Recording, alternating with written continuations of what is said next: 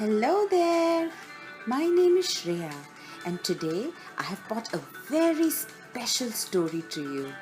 This story is called Matsya, the beautiful fish. The story has been written by Shanta Rameshwar Rao and the illustrator is Sigrun Srivastava. And the storytelling is brought to you by your favorite talking cupcakes. Once there was a tiny fish named Matsya in the ocean. Such a tiny fish, you could hardly see him. He was as tiny as a grain of sand, or maybe tinier.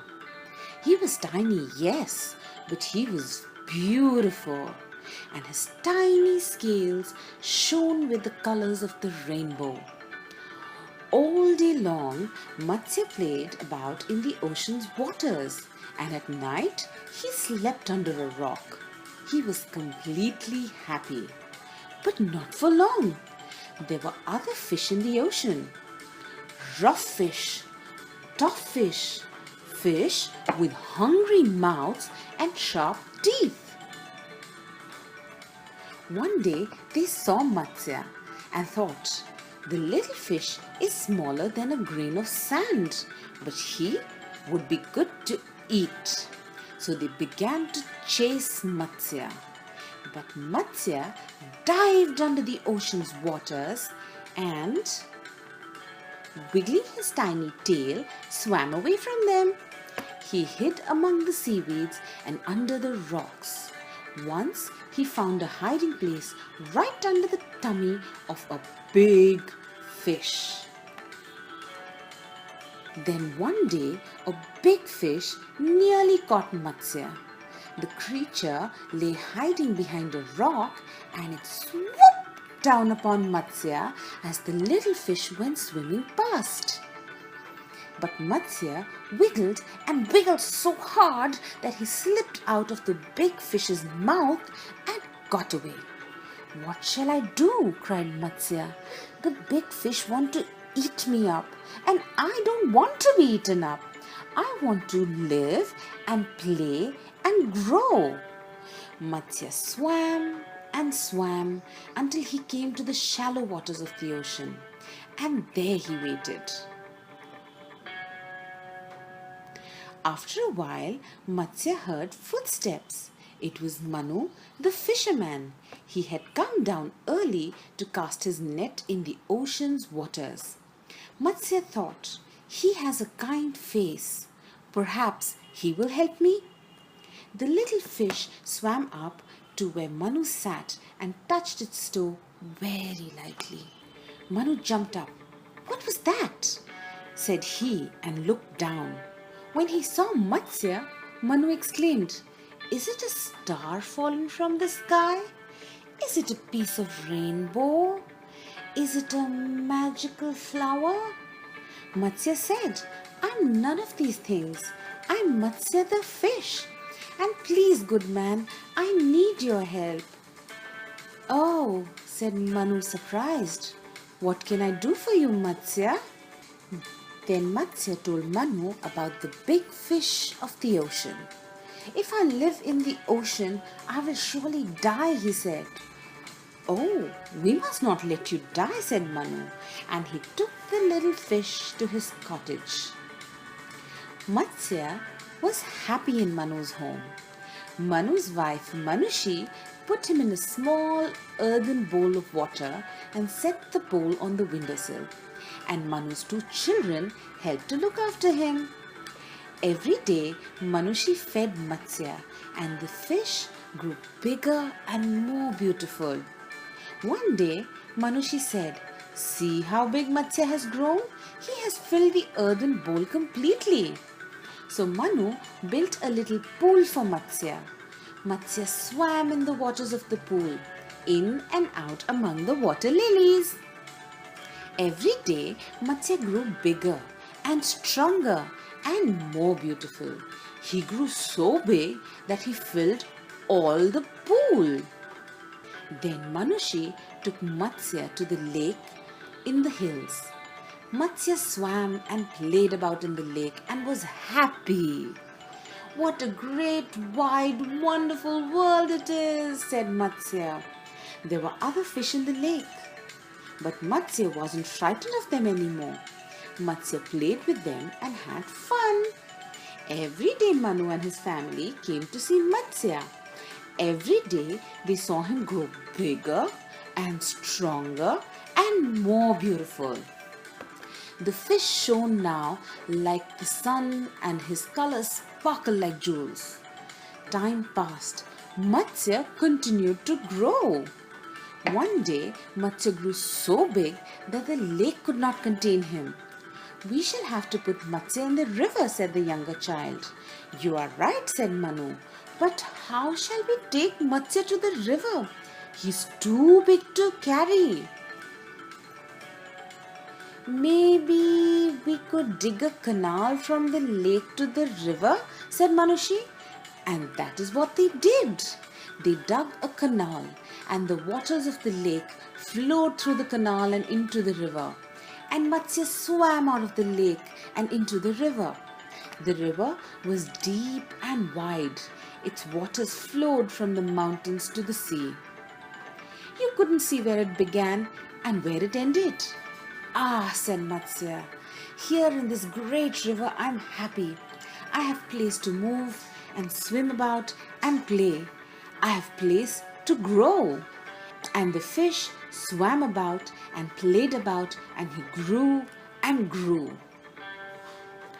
One day, when Manu and his family came to visit Matsya, they were astonished to see how big the fish had grown. Matsya had become a huge fish. Matsya swam out of the deep waters and spoke to them. "Listen," said Matsya in a mighty voice. "I have come to warn you. Something terrible is going to happen. This river will rise up in a mighty flood. It will be a bigger flood than any of you have ever seen. The waters of the river will rise higher than the hills, higher than the mountains. The sky will be dark with big black clouds. They will hide the sun. They will bring rain. The rain will fall in torrents day and night. The waters will rush and roar over the whole earth. Houses will fall. Fields will be flooded." "Is there no way to save ourselves?" asked Manu. "Yes," said Matsya. "You must build a house in a boat. It must be the strongest and the biggest boathouse ever built." Manu and Manushi went back to the village. They called the villagers. They told them what Matsya had said. There will be a terrible flood. It will destroy the world and everything in it. If we want to save ourselves, we must build houseboats for ourselves. "Ha! Nonsense," said the villagers. "Every year we have flood. When the rains come, the waters fill the river. Go away. We are not listening to your silly stories." So Manu and Manushi left them and went into the woods. From morning to night, they worked to build the boathouse.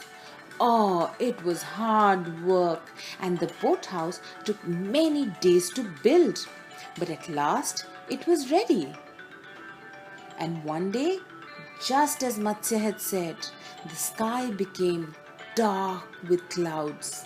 At first, there was just one tiny cloud, but soon bigger clouds came, and after them more clouds, bigger, blacker, thicker clouds. They covered the sky and the sun's face, and then the rain came.